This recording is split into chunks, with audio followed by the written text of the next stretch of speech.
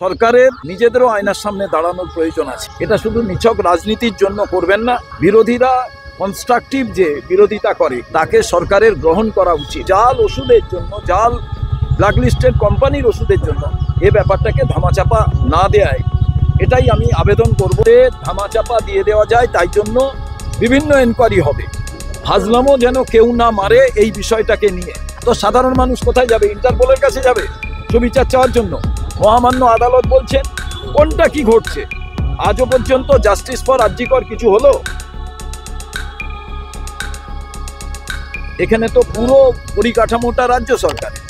তাহলে রাজ্য সরকারের এই ঘটনায় যদি এমনি মারা যেত, অন্য কোনো চিকিৎসা বিভ্রাটে আলাদা ব্যাপার। জাল ওষুধের জন্য, জাল ব্ল্যাকলিস্টেড কোম্পানির ওষুধের জন্য এ ব্যাপারটাকে ধামাচাপা না দেয়, এটাই আমি আবেদন করব। সরকারের যারা মুখপাত্র হিসাবে কিছু বলছেন তাদের বাবুদের সঙ্গে কথা বললাম। ডাক্তারবাবুরা কাল থেকেই রাত জাগছেন, তারা খুব লড়াই করছেন, স্লাইট রেসপন্স করছে এ কথা বললেন। খুব আশাবাদী ডাক্তারবাবুরা, তারাও লড়াই ছেড়ে দিতে চান না। আমরাও ডাক্তারবাবুদের বললাম যে আপনাদের লড়াইতেই যদি এই প্রাণগুলো বাঁচে, তার কারণ খুব কঠিন অবস্থায় এখানে এসছেন যারা তিনজনই, তার মধ্যে একজন একটু ভালো অবস্থায় আছে। ডাক্তারবাবুরা আশাবাদী, তারা লড়াই করছেন।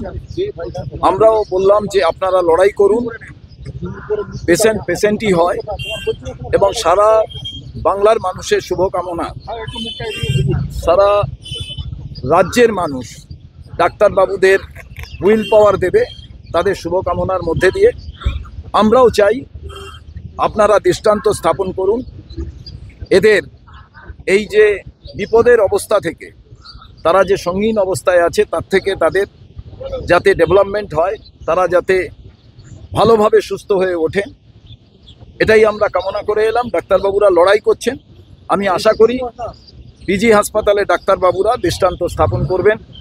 আমাদের বোনেরা যারা এখানে এসছেন সেই তিনজনই সুস্থ হয়ে বাড়ি ফিরবেন, এটাও রাজ্য কংগ্রেসের পক্ষ থেকে আমরা আশা রাখি। যাতে ধামাচাপা দিয়ে দেওয়া যায়, তাই জন্য বিভিন্ন এনকোয়ারি হবে। কিন্তু যে বাচ্চা ছেলেটা আর মা বলে ডাকতে পারবেন না, তার জন্য সরকার কি উত্তর দেবে? কোনো এনকোয়ারি কেউ উত্তর দিতে পারবে? কেউই উত্তর দিতে পারবে না। ফাজলামও যেন কেউ না মারে এই বিষয়টাকে নিয়ে।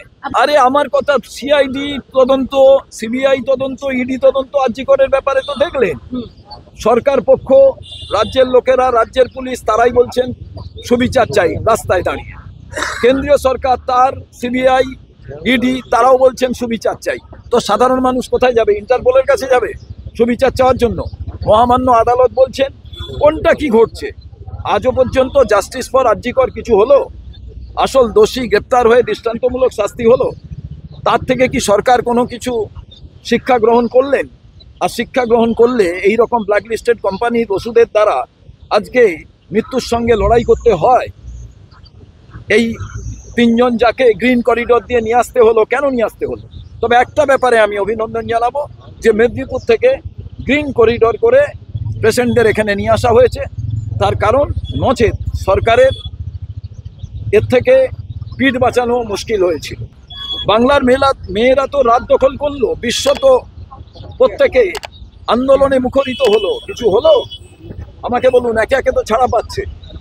তো আমি যেটা বলতে চাই, অন্য সব কিছু ধামাচাপা হয়ে যাবে। একটা বাচ্চা শিশু জন্মাবার সঙ্গে সঙ্গে মাতৃহারা হয়ে গেলে, এটা ভাবুন। আপনারা তো সবাই কাউকে মা বলে ডাকেন, মুখ্যমন্ত্রীও তো কাউকে মা বলে ডাকেন, কুণাল ঘোষও তো কাউকে মা বলে ডাকতেন। আজকে ভাবতে পারছেন না?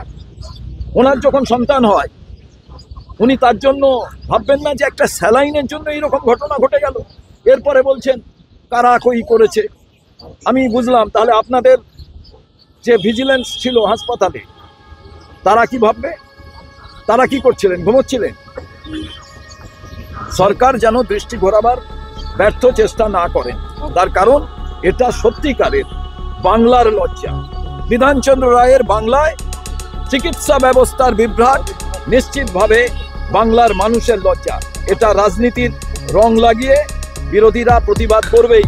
তাতে যদি সরকার কিছুটা হলেও নড়ে বসেন, আরজি করের পর নড়ে বসেননি, এবার ভাবুন নড়ে বসুন।